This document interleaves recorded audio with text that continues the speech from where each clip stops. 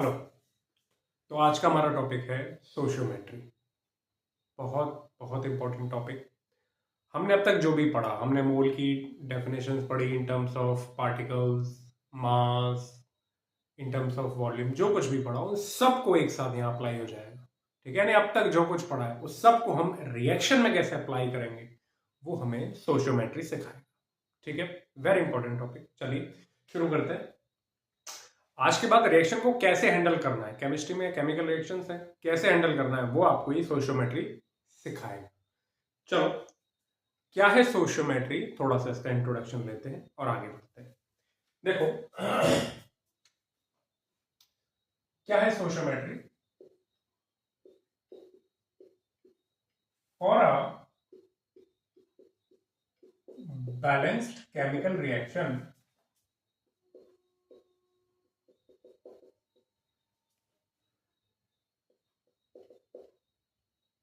it gives relationship it gives relationship yeah it gives relationship between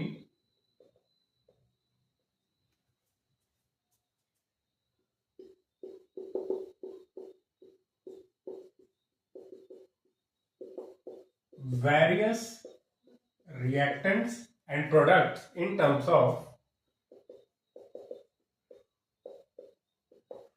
mole, mass, volume, number of molecule, etc.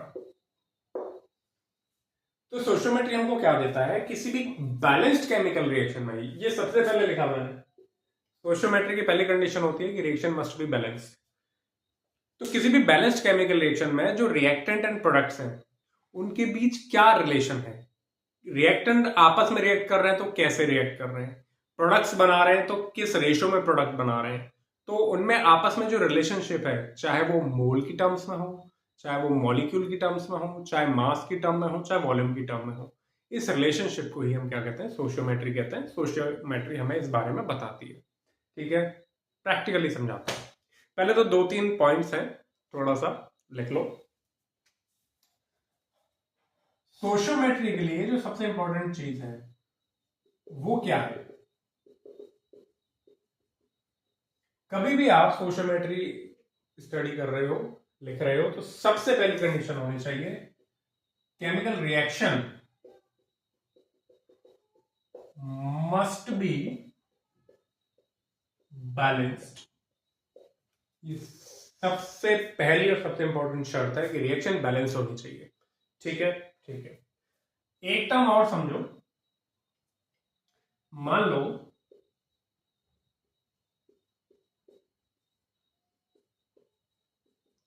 कोई एक balanced chemical reaction ले ली मैंने, A B B C C D D. ठीक है, ए और B तो क्या हो गए? रिएक्टेंट हो गए। सी और डी क्या हो गए? प्रोडक्ट हो गए। ठीक है, अब इनके आगे जो मैंने छोटा ए, छोटा बी, छोटा सी, छोटा डी लगाया है, ये कोई नंबर्स हैं, 1 2 3 4, और ये कब आएंगे? ये आएंगे जब आप इसको बैलेंस करोगे। ठीक है, फॉर एग्जाम्पल जैसे कि आप लिखते हो H2 प्लस O2 मिलके बना रहे हैं H2O, तो अगर आप इसको बैलेंस करोगे तो यहां पर 2 आएगा और यहां पर 2 आएगा। तो ये जो 2 है और इसके आगे 1 लगा हुआ है, अगर कुछ नहीं लगा हुआ, और ये 2 है, तो वही यहां पर स्मॉल ABCD इंडिकेट कर रहे हैं। इसे क्या कहते हैं? ये जो लगे हुए हैं इन्हें हम कहते हैं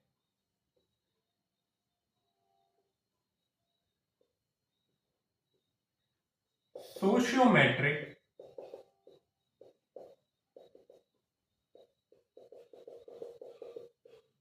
कोफिशिएंट। क्या कहते हैं? Sociometric coefficient. और ये आपको बहुत जरूरी है और तभी मिलेंगे जब आपकी रिएक्शन बैलेंस हो जाएगी। ठीक है, ठीक है। पर अभी तक भी कुछ समझ में आया नहीं सोशियोमेट्री है क्या। एग्जाम्पल लेता हूं, उससे समझ में आएगा कि सोशियोमेट्री है क्या। ठीक है, ओके। आई होप सभी को रिएक्शन बैलेंस करनी तो आती होगी। रिएक्शन बैलेंस करने का सीधा सीधा मतलब है एटम्स को बैलेंस करना।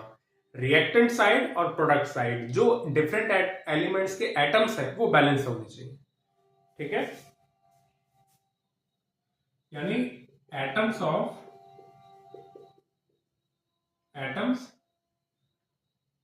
Eight reactant side of particular element is equal to atoms at product side of same, जिस एलिमेंट की यहां बात हो रही है उसी के यहां पर ऑफ दैट एलिमेंट। ऐसा करोगे तो आपकी रिएक्शन बैलेंस हो जाएगी, फॉर बैलेंसिंग रिएक्शन। ठीक है, आई होप आप लोगों को आती होगी, 10th क्लास में आप लोग पढ़ते आते हो। ठीक, जैसे छोटा सा एग्जांपल मैंने अभी लिया, जैसे H2 प्लस O2 मिलकर के H2O बना रहे हैं। अगर आप गौर करोगे तो रिएक्टेंट साइड हाइड्रोजन एलिमेंट के एटम कितने हैं? 2। प्रोडक्ट साइड कितने हैं? 2। बैलेंस है, हाइड्रोजन बैलेंस है। ऑक्सीजन के रिएक्टेंट साइड कितने हैं? एटम्स 2, और प्रोडक्ट साइड कितना है? 1। तो आपको यहां पर आगे क्या लगाना पड़ेगा? 2 से मल्टीप्लाई। जो भी मल्टीप्लाई करना है यहां करना, यहां मत कर देना, मॉलिक्यूल ही चेंज कर दोगे वरना। ठीक है, अब जैसे ही आपने यहां पर 2 किया तो ऑक्सीजन तो बैलेंस हो गए एज ए एलिमेंट, हाइड्रोजन यहां 4 है और यहां 2 है, तो आपको यहां पर 2 लगाना पड़ेगा। ठीक है, इस तरीके से। फिर मैं यहां पर बैलेंसिंग नहीं पढ़ा रहा हूं, थोड़ा सा बोलना था, मैंने बोल दिया। स्टोइचियोमेट्री होती क्या है, कैसे निकालते हैं, चलो उसके बारे में बात करते हैं। यहां तक देखो, ये सबसे इंपॉर्टेंट कंडीशन है, डेफिनेशन कोई नहीं पूछता। हाँ, एक लाइन और लिखी होती है एनसीईआरटी में, स्टोइचियोमेट्री 2 शब्दों से बनी है, सोशियो एंड मेट्रियन, यानी ग्रीक वर्ड है। इसका मतलब होता है एलिमेंट और इसका मतलब होता है टू मेजर, यानी एलिमेंट्स को मेजर करने वाली जो तरीका है, जो मेथड है, वो क्या है? सोशियोमेट्री। ठीक है, हटाता हूं इसे।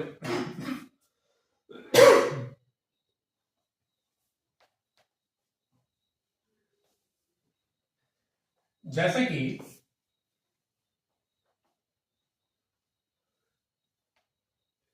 आपसे कह दिया कि एक रिएक्शन दे दी,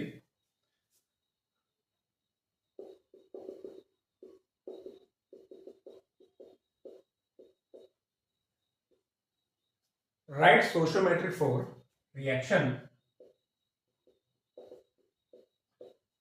N2 प्लस H2 और मिलकर के बना रहे हैं NH3। ठीक है, ये तीनों गैस होती हैं, ये अमोनिया। आपको इसकी स्टोइचियोमेट्री लिखनी है, तो कैसे लिखोगे? सबसे पहले तो आप रिएक्शन को बैलेंस करोगे। जब बैलेंस करोगे तो क्या लिखोगे? यहां पर नाइट्रोजन 2 है और यहां पर 1 है, तो आप यहां पर 2 लगाओगे। नाइट्रोजन 2, नाइट्रोजन 2, हाइड्रोजन हो गए 6, तो यहां पर लगा दो 3। बैलेंस्ड है, बैलेंस्ड। अब इसकी स्टोइचियोमेट्री लिखना चालू करो। पहले मैं कहता हूं कि आप इन सबको मॉलिक्यूल मानो। क्या दिखता है आपको? सर ये तो दिख रहा है कि N2 का एक मॉलिक्यूल H2 के 3 मॉलिक्यूल से रिएक्ट कर रहा है, और जब वो रिएक्ट कर लेगा तो फाइनली वो अमोनिया के 2 मॉलिक्यूल बना लेगा। सर यही तो दिख रहा है, बिल्कुल यही तो स्टोइचियोमेट्री है। तो आप इसको, पहला तरीका क्या है, आप इसको लिखोगे 1 molecule of N2 reacting with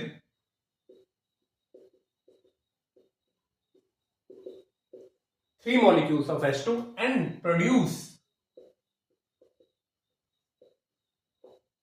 2 molecules of ammonia।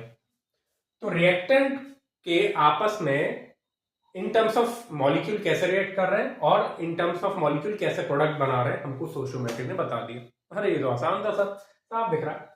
अच्छा, ये जो 1 है, 3 है, 2 है, ये कहां से ला पाए? ये स्टोइचियोमेट्रिक कोफिशिएंट है। ये कहां से आए? रिएक्शन को बैलेंस करने के बाद आए। ठीक ठीक, अगर रिएक्शन बैलेंस ना होती तो फिर स्टोइकियोमेट्री नहीं आती। बैलेंस गलत कर दिया तो स्टोइकियोमेट्री गलत होगी। ओके ठीक है सर, मॉलिक्यूल में तो लिख लिया हम सर, इसको मोल में भी बोल सकते हैं कि 1 मोल N2 3 मोल H2 से रिएक्ट करके 2 मोल NH3 यानी अमोनिया बना रहा है, ऐसे लिख सकते हैं? बिल्कुल लिख सकते हैं भैया। Na मल्टीप्लाई कर दो तीनों जगह क्या मल्टीप्लाई कर दो? Na तो ये बन गया Na 3Na 2Na। इसका मतलब क्या हो गया? इसका मतलब हो गया 1 mole of N2 reacting with 3 mole of H2 and producing 2 mole of ammonia. हाँ सर, ऐसे भी तो लिख सकते हैं। तो ये आपने मोल की टर्म में लिख दिया, ठीक है, पहले मॉलिक्यूल की टर्म में फिर मोल की टर्म में। सर और कैसे लिख सकते हैं? आपने डेफिनेशन में लिखा था मास की टर्म में लिख सकते हैं, वॉल्यूम की टर्म में लिख सकते हैं। बिल्कुल, अगर आपको मास की टर्म में लिखना हो तो कैसे लिखोगे? ये तो हो गया मॉलिक्यूल की टर्म में, ये मोल की टर्म में, मास की टर्म में। मास की टर्म में लिखना हो तो जरा मुझे बताओ, ऐसा मत लिख देना 1 ग्राम 3 ग्राम 2 ग्राम ना। 1 मोल N2 का मास कितना होता है सर? 28 ग्राम। तो इसे लिखेंगे 28 ग्राम N2 इज रिएक्टिंग विद, इसका मास क्या है सर? 6 ग्राम। 6 ग्राम H2 से रिएक्ट कर रही है सर। 6 ग्राम कहां से आ गया? कहां से आ गया? अरे H2 1 + 1 यानी ये 2 ग्राम होता है कि नहीं होता? 1 मोल का 2 ग्राम होता है, तो 3 मोल का 6 ग्राम हुआ कि नहीं हुआ? ये तो अब तो आना चाहिए। 2 मोल अमोनिया को क्या लिखोगे? NH3, 1 मोल NH3 का वेट क्या होता है?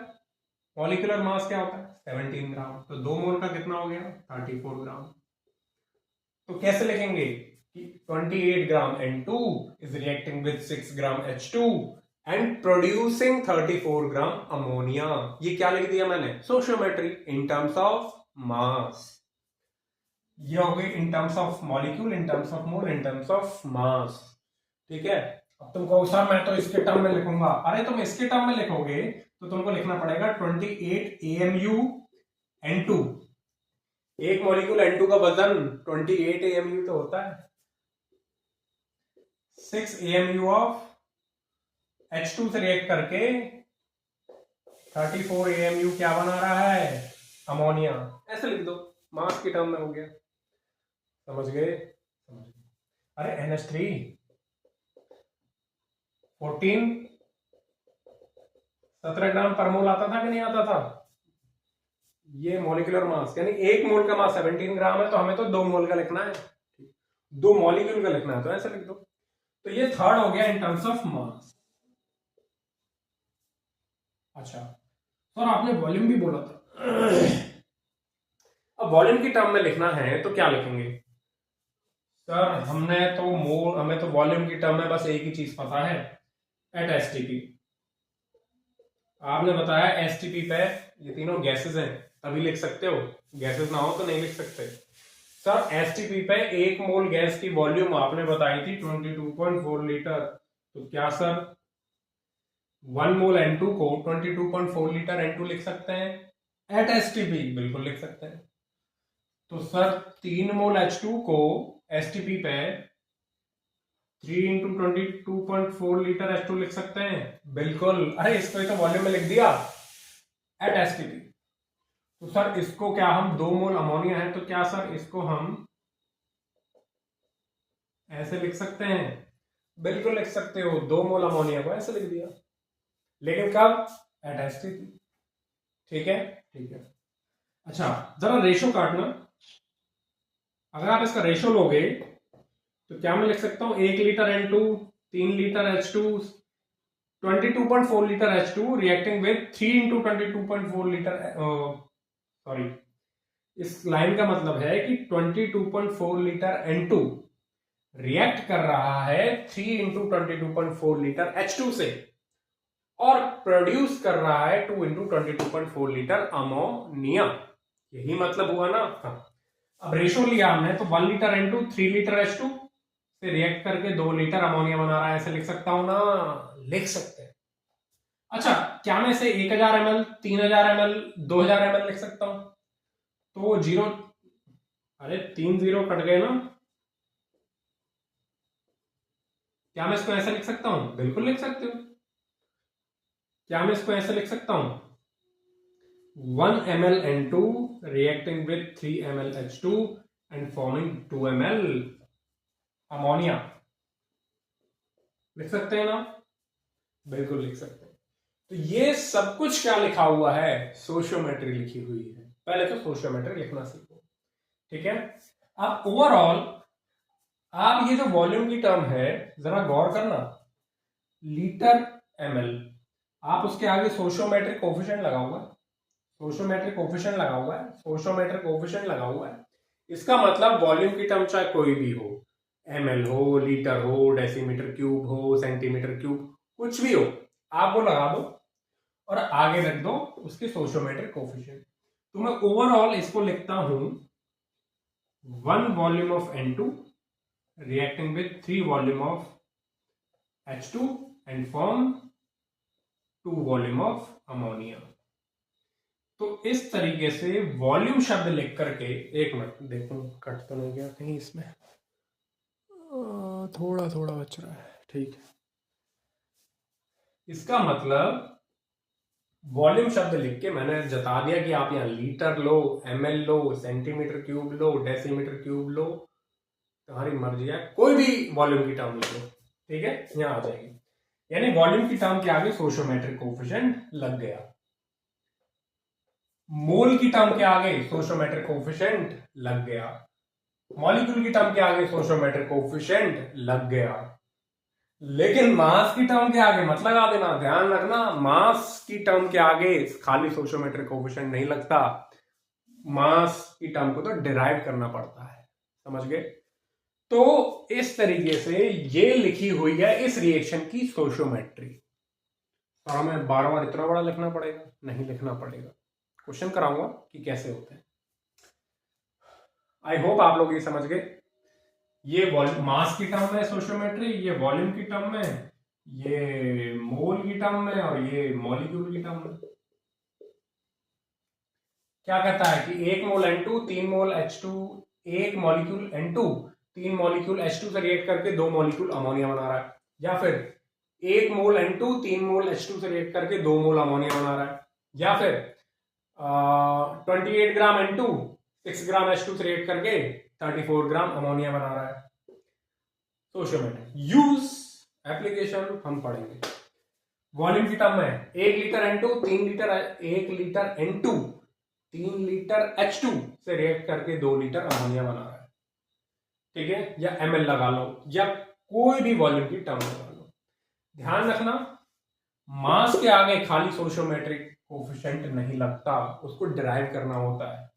बाकी वॉल्यूम हो, मोल हो, मॉलिक्यूल हो, बड़े आराम से आप सोशियोमेट्रिक कोफिशिएंट लगा के काम चला।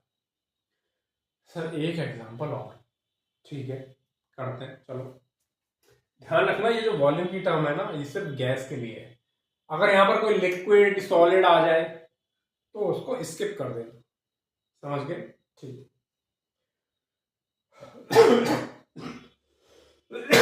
सॉरी, कहने का मतलब ये है, मान लो यहां पर सॉलिड की टर्म आ गई, तो आप इन दोनों को तो वॉल्यूम की टर्म में लिख देना और यहां खाली छोड़ देना। मान लो यहां सॉलिड की टर्म आ गई, तो आप इन दोनों को तो वॉल्यूम की टर्म में लिख देना, इसे खाली छोड़ देना। क्लियर? क्लियर। एक एग्जांपल और लिखो इसे, मैं मिटाता हूं फिर। लिख लिया?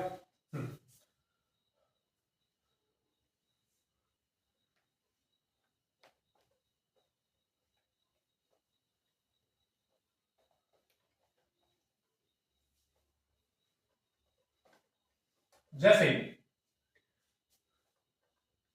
Right sociometry for reaction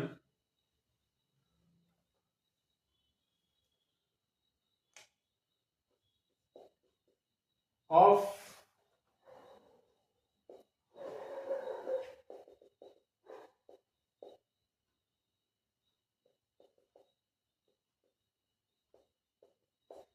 combustion of methane CH4। देखो भाई, CH4 एक हाइड्रोकार्बन है, देख लो ध्यान से, कार्बन और हाइड्रोजन से मिलकर जो बना है वो हाइड्रोकार्बन। जब लिखा हो कि इसका कंबशन यानी इसका बर्निंग, तो बर्निंग आप जानते हो हमेशा ऑक्सीजन की प्रेजेंस में होती है। ये भी गैस है और ये भी गैस है। अब प्रोडक्ट आंख बंद करके क्या बना देना, CO2 प्लस H2O। ठीक है, ऐसा कुछ भी दिख जाए, CH4, C2H6, C6H6, कुछ भी दिख जाए ऐसे। इवन ऑक्सीजन C6CXHY या CXHYOZ कुछ भी दिख जाए, ऑक्सीजन से रिएक्ट करके यानी इसका कंबशन होकर के ये सिर्फ क्या बनाएगा, CO2 प्लस H2O। ऐसा कुछ भी दिख जाए आपको तो आपने CO2 प्लस H2O ही बनाना है। समझ गए? समझ गए। हटा दे। गैस गैस, ये भी गैस। अब ये वेपर भी हो सकती है और लिक्विड भी हो सकती है। लेट्स से मैंने यहां पर वेपर ले लिया, ठीक है, वेपर ले लिया तो वॉल्यूम की टर्म लिख सकता हूं। अगर लिक्विड है तो वॉल्यूम की टर्म नहीं लिख सकते। ओके, ठीक है। अब क्या करोगे, balance, carbon 1 carbon 1, hydrogen 4 hydrogen 2, यहां 2 लगा दो, और carbon 1 hydrogen 4 hydrogen 4 as a atom, hydrogen as a atom 4 है। फिर क्या करोगे, ऑक्सीजन देखो यहां पर कितने हैं, 2 एटम है और यहां पर कितने हैं, 4 एटम है, तो यहां पर 2 लगा दो, हो गई बैलेंस। अब क्या है, इसकी सोशियोमेट्री लिखो, चारों तरीके से लिखो, मॉलिक्यूल की टर्म में, मोल की टर्म में, मास की टर्म में, वॉल्यूम की टर्म में लिखोगे, लिखेंगे। क्या लिखेंगे, अरे सर आसान है, मेथेन का एक मॉलिक्यूल ऑक्सीजन के 2 मॉलिक्यूल से रिएक्ट करके एक मॉलिक्यूल CO2 और 2 मॉलिक्यूल वाटर बना रहा है, बस बिल्कुल सही। 1 molecule of methane reacting with 2 molecules of oxygen and form 1 molecule of CO2 and 2 molecule of water। ठीक है, ठीक है। हम मॉलिक्यूल की टर्म में हो गया, कौन कौन सी टर्म में लिखना है, molecule, mole, mass, volume.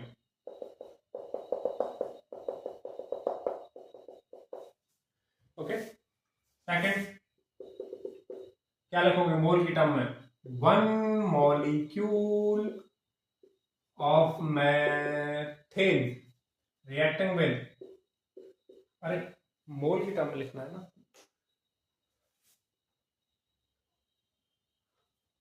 To mole of oxygen and form 1 mole of CO2 and 2 mole of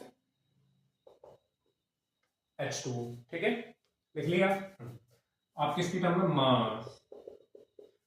इसको लोगे तो ग्राम में लिखना और इसको लोगे तो AMU में लिखना। चलो मैं इसी को लिख लेता हूं, 1 मोल मैथेन का वजन क्या होता है, 16 ग्राम। 1 ग्राम मत लिख देना, कहीं 1 ग्राम इसके 2 ग्राम से रिएक्ट करके इसका 1 ग्राम इसका 2 ग्राम मत लिखना, मास की टर्म में सोशियोमेट्रिक कोएफिशिएंट नहीं लगा देते, as it is. Okay, 16 gram methane reacting with 64 gram O2 and form 44 gram CO2 and form 36 gram water. सोचो कैसे आ गए, अरे इनके मोल का मास लिख रखा है मैंने, मास। फोर्थ, अगर आप इसको लिख रहे हो तो यहाँ AMU भी चल जाएगा, ठीक है। फोर्थ, वॉल्यूम की टर्म में लिखना है, क्या लिख दोगे आप, 1 volume of methane reacting with 2 volume O2 and forming 1 volume CO2 and forming 2 volume H2O। Gas है इसलिए लिख पा रहा हूं, अगर यहां पर सर लिक्विड होता तो इसको छोड़ देते, इसको छोड़ देते, और अगर मान लो यहां पर गैस है तो इसको लिख देते। सर ये सभी एसटीपी पे होंगे क्या? अरे एसटीपी पे नहीं है तो भी आप रेशो यही आएगा, इसका 1 ml इसके 2 ml से रेट करेगा, इसका 1 ml और इसका 2 ml बनाएगा,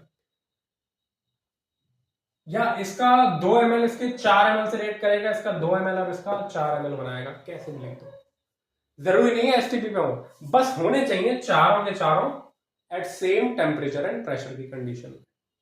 ओके ठीक है। एसटीपी पे हो तब तो और अच्छी बात है, अगर ये एसटीपी पे हो तब तुम ये वॉल्यूम के अंदर क्या आएगा इसकी तुमको सोचने की भी जरूरत नहीं है। अगर ये एसटीपी पे है तो 1 मोल मेथेन को आप बड़े आराम से लिख दोगे, क्योंकि तुम्हें पता है 2 मोल को क्या लिख दोगे, और इसको क्या लिख दोगे,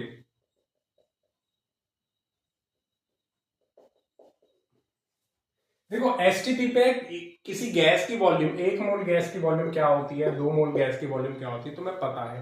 अगर एसटीपी की कंडीशन नहीं है तो तुम सिंपल कौन से शब्द का इस्तेमाल कर लो, वॉल्यूम का, एमएल का, लीटर का, कुछ भी कर सकते। ठीक है ठीक है। चलो तो ये हमने सोशियोमेट्री लिख दी चारों की टर्म। ओके, और इसको हम एक लॉ पढ़ेंगे, लॉ आता है गैलोसक्स लॉ ऑफ गैसियस वॉल्यूम। हम लॉ ऑफ केमिकल कॉम्बिनेशन में इसको पढ़ेंगे। ठीक है, तो ये हो गई सोशियोमेट्री। अब इसके क्वेश्चन कैसे होते हैं उसके बारे में बात करेंगे। ठीक है ठीक है। अब जैसे कि मैं तुमको क्वेश्चन देता हूं कि right sociometry for reaction H2 plus O2 H2O, इसके लिए सोशियोमेट्री लिखो। ठीक है, बैलेंस करके आप अपने आप लिखना चारों तरीकों से। ओके ठीक है, हटा दो, चलो हटा देता हूं, मिटा दो, लिखो इसे।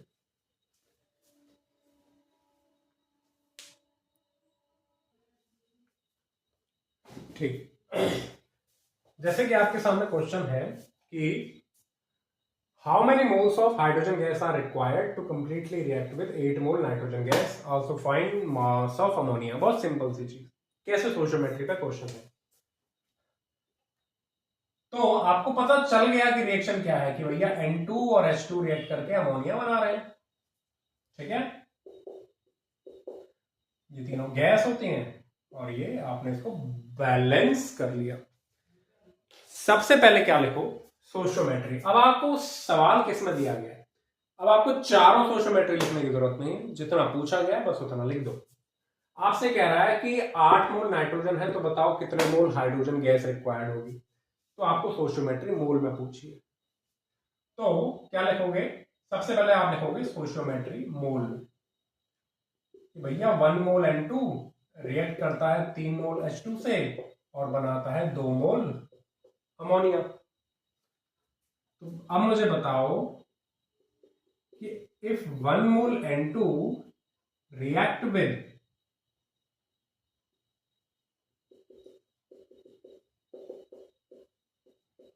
3 मोल H2, तो 8 मोल N2 से रिएक्ट करने के लिए कितने हाइड्रोजन चाहिए पता चल गया। This unitary method divided by this into this. अरे सर ये तो हम वैसे ही कर लेते हैं, तो अच्छी बात है कर लेते हो, मैं तो पूरा ही बताऊंगा। क्या आ गया, 24 मोल H2 चाहिए। आपको कैसे पता 8 मोल N2 के साथ 24 मोल हाइड्रोजन चाहिए, H2 चाहिए? आपको पता चला सोशियोमेट्री से, और सोशियोमेट्री पता चली आपको रिएक्शन को बैलेंस करके लिखने से। यही सोशियोमेट्री है, समझ गए? समझ गए। आगे कहता है also find mass of ammonia, कितना अमोनिया बन रहा है। तो आप बड़े आराम से लगाओगे, सर क्या बात कर रहे हो, अगर 1 मोल N2 प्रोड्यूस करती है 2 मोल अमोनिया, तो 8 मोल N2 कितनी प्रोड्यूस कर रही होगी? देखो रिलेशन क्या है, 1 मोल N2 2 मोल अमोनिया प्रोड्यूस करती है, तो 8 मोल N2 कितनी प्रोड्यूस करी होगी?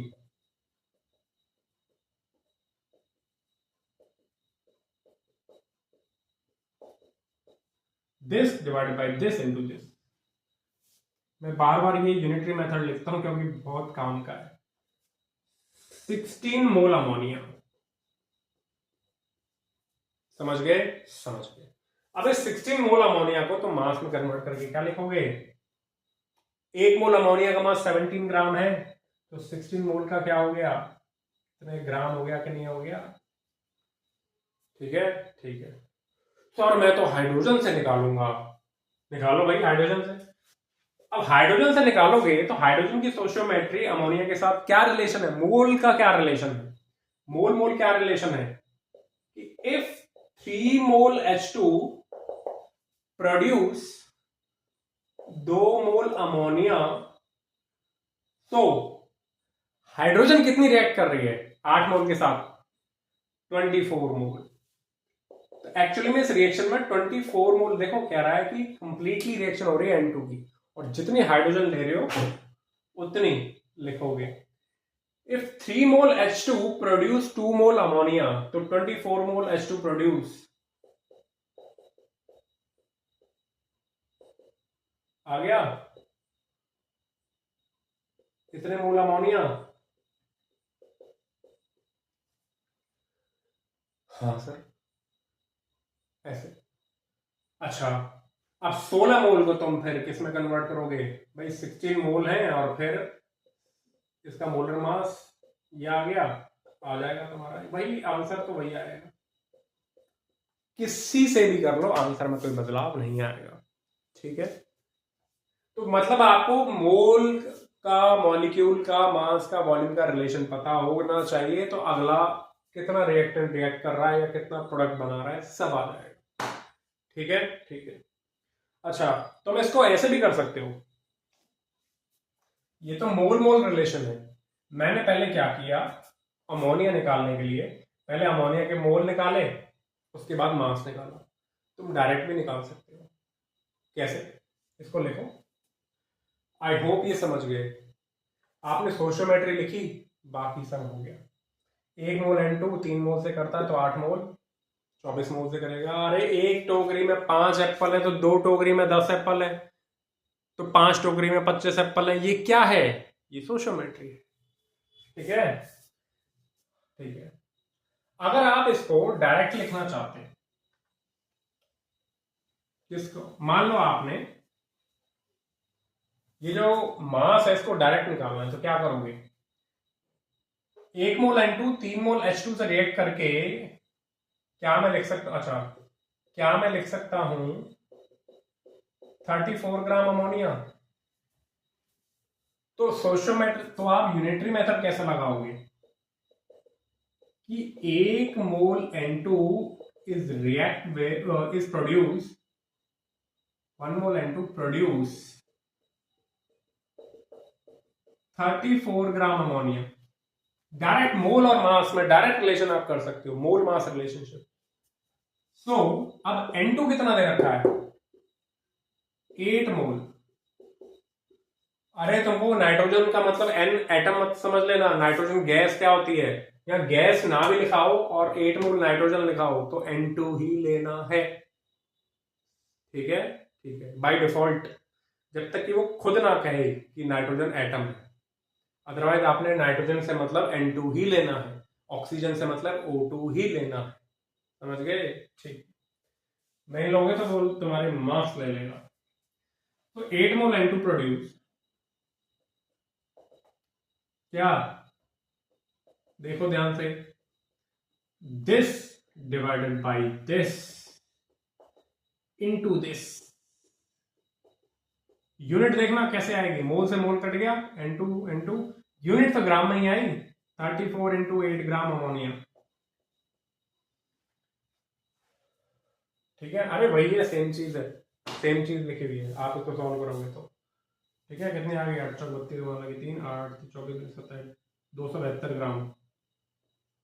इसको भी सॉल्व करोगे तो वही आएगा। अरे समझ गए, स्टोइकियोमेट्री।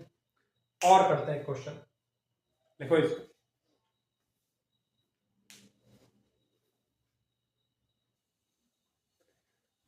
ओके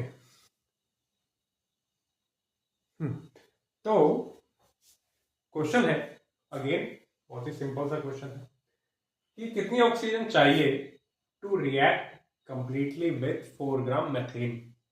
मैथेन से ऑक्सीजन रिएक्ट कर रहा है तो आपको पता है प्रोडक्ट क्या बनेगा। रिएक्शन लिखोगे,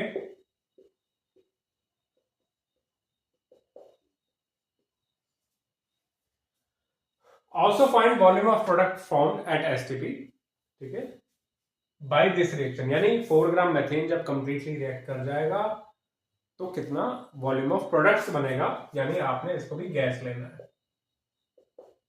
ये तो गैस नहीं है, CO2 O2 ये तो गैस होते हैं, इसे भी गैस लेना। रिएक्शन बैलेंस करोगे तो यहाँ पर 2 आएगा, यहाँ पर 2 आएगा, ठीक है। अब ये आपको मास में दे रखा है मैथेन, किसमें, मास में, और कह रहा है कि कितना ऑक्सीजन चाहिए। ओके, तो ऑक्सीजन को चाहे तो मोल में निकाल लो, मास में निकाल लो, हम दोनों तरीके से निकाल लेंगे। सबसे पहले क्या लिखेंगे हम, स्टोइकियोमेट्री।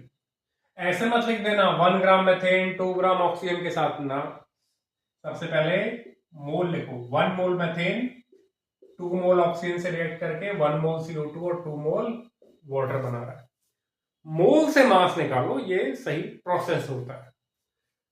अब आपने मोल लिख लिया कि भैया 1 मोल मैथेन 2 मोल ऑक्सीजन से रिएक्ट करके 1 मोल CO2 और 2 मोल H2O बना रहा है। अब इसको मास में लिखो, 16 ग्राम मैथेन, अरे इसका मोलर मास 64 ग्राम ऑक्सीजन से रिएक्ट कर रहा है, और इसका मास लिख दो। अब चूंकि इनकी वॉल्यूम पूछी है तो आप सीधा वॉल्यूम लिख दो। एट एसटीपी पे क्या वॉल्यूम होगी, 22.4 litre CO2 and 2 into 22.4 litre H2। Direct भी हो सकता है, ठीक है। ये रिलेशन भी काम करेगा, ये रिलेशन भी काम करता है। मोल मोल मोल मोल मोल मोल वॉल्यूम वॉल्यूम, मास मास वॉल्यूम वॉल्यूम, मास मास मोल मोल, सब काम करता है, ठीक है। ठीक, अब आपसे कह रहा है कि 16 ग्राम मैथेन के साथ 64 ग्राम ऑक्सीजन चाहिए। ये इंफॉर्मेशन कौन देता है, स्टोइकियोमेट्री। तो बताओ 4 ग्राम मैथेन के साथ कितना चाहिए, बस सिंपल यूनिटरी मेथड। 1 टोकरी में 5 एप्पल तो 3 टोकरी में 15 एप्पल। 16 ग्राम के साथ 64 ग्राम ऑक्सीजन चाहिए, तो 4 ग्राम के साथ कितनी चाहिए, आ गया। तो 16 gram methane required 64 gram O2, तो 4 gram methane required this upon this into this,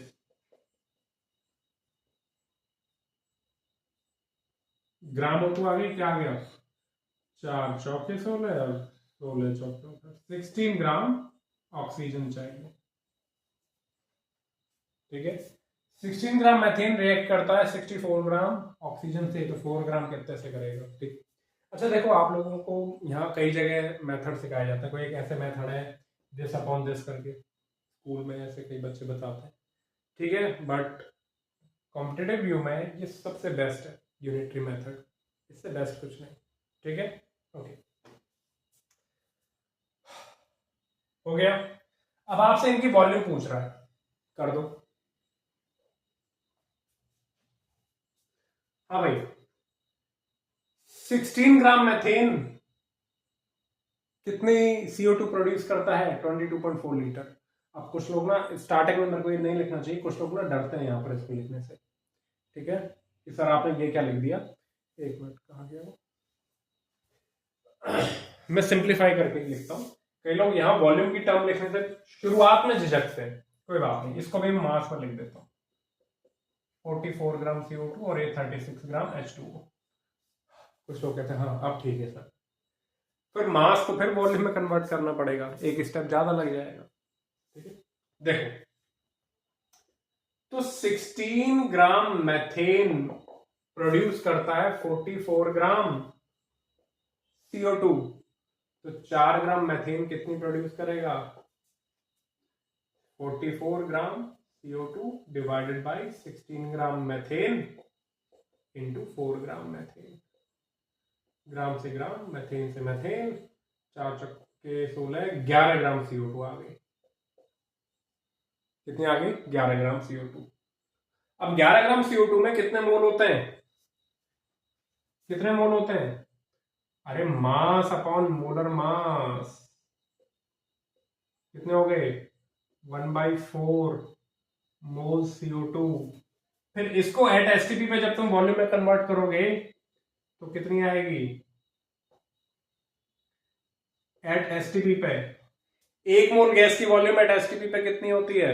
22.4। तो 1/4 मोल की कितनी होगी?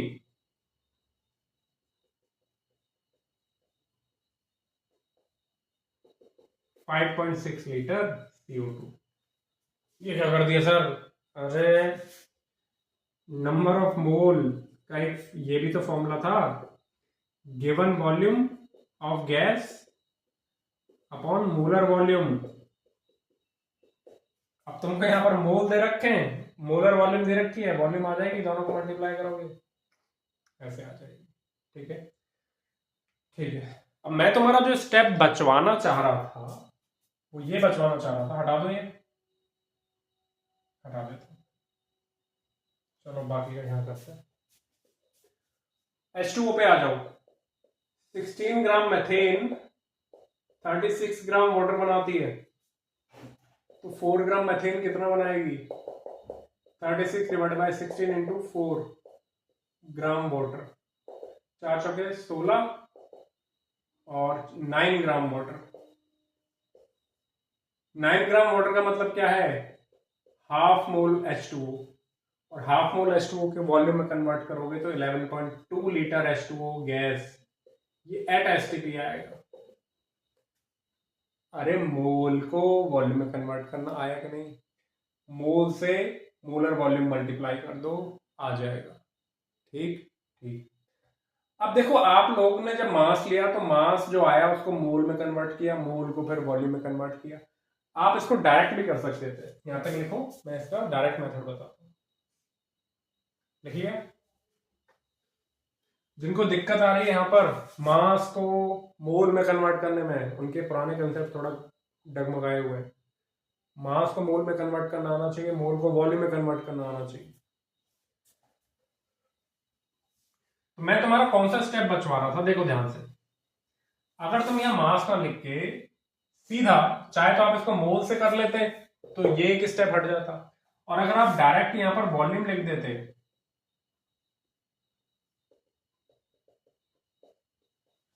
क्योंकि ये एसटीपी पे कह रहा है तो ये वॉल्यूम किस पर आ गई? At STP. तो कैसे करते कि 16 ग्राम मैथेन प्रोड्यूस करती है 22.4 लीटर CO2, तो 4 ग्राम मैथेन कितनी प्रोड्यूस करेगी?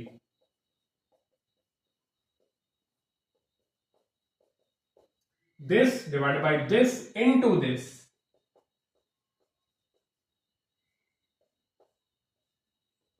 कितना आ गया? 4 चौके 16, और 4 का यहां डिवाइड करोगे 5.6 लीटर CO2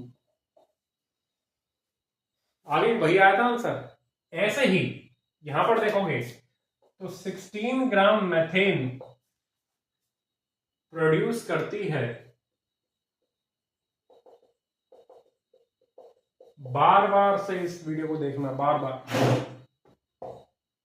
तो 4 ग्राम मैथेन कितनी प्रोड्यूस करेगी?